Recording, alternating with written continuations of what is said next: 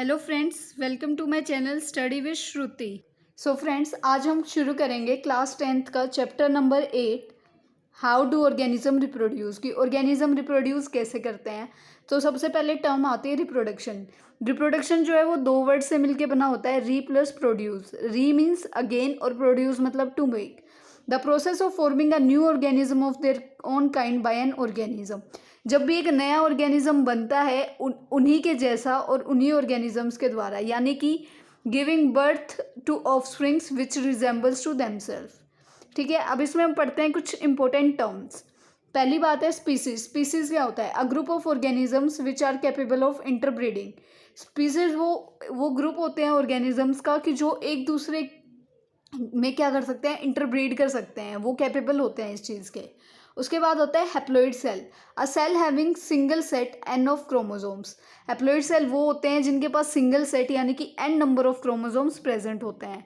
Diploid cells, a cells having two n of chromosomes. और diploid cells वो होते हैं जिसमें दो सेट ऑफ क्रोमोसोम्स प्रेजेंट होते हैं। Example, 2 set of 23 chromosomes is equal to 46, यानी कि डिप्लॉइड सेल में 46 क्रोमोसोम्स होते हैं और हैप्लॉइड सेल्स में यानी कि 23 होते हैं। अब बात करते हैं माइटोसिस की। A type of cell division in which chromosome number remains same. Mitosis में क्या होता है, सेल डिवाइड तो होता है लेकिन जो क्रोमोसोम्स का नंबर है वो क्या होता है, सेम रहता है। Next is meiosis, a type of cell division in which chromosome number became half, that's why also known as reductional division. और जो मियोसिस होती है उसमें क्या होता है कि जो क्रोमोसोम्स के नंबर हैं वो हाफ हो जाते हैं, तो इसको रिडक्शनल डिवीजन भी कहते हैं। Sixth is somatic cell, the cell from which form vegetative parts of body except reproductive organs. तो ये सोमेटिक सेल्स वो होते हैं जो कि वेजिटेटिव पार्ट्स बनाते हैं हमारी बॉडी के, लेकिन एक्सेप्ट रिप्रोडक्टिव ऑर्गन्स के।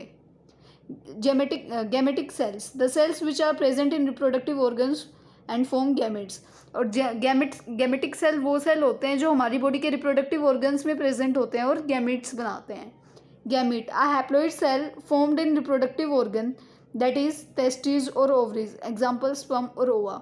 ये वो सेल्स होते हैं जो रिप्रोडक्टिव ऑर्गन्स में बनते हैं, जैसे कि टेस्टिस और ओवरीज, और यहाँ पे क्या होता है, स्पर्म और ओवा। Now cloning, a process of forming carbon copies genetically and physically of parent body. Cloning क्या होता है, जब भी हम क्या करते हैं कि कार्बन कॉपीज यानी कि एग्जैक्ट सेम कॉपीज होता है जेनेटिकली भी और फिजिकली भी पेरेंट बॉडी के, तो उस प्रोसेस को हम कहते हैं cloning. Now ramet, each carbon copy formed by cloning is called रेमेट।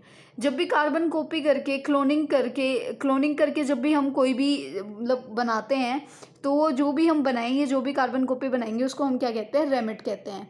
Variations, these are difference in physical structure, genetic makeup and characters found in individuals of same species. Variations क्या होती हैं, जब भी क्या होता है कि आगे रिप्रोड्यूस करने के बाद, रिप्रोडक्शन होने के बाद जो नया ऑफस्प्रिंग या नया जो भी बन के आता है इंडिविजुअल, उसका फिजिकल स्ट्रक्चर अलग हो, वो जेनेटिकली अलग हो, उसके कैरेक्टर्स अलग हों, लेकिन वो सेम स्पीसीज का हो, तो उसको कहते हैं वेरिएशंस।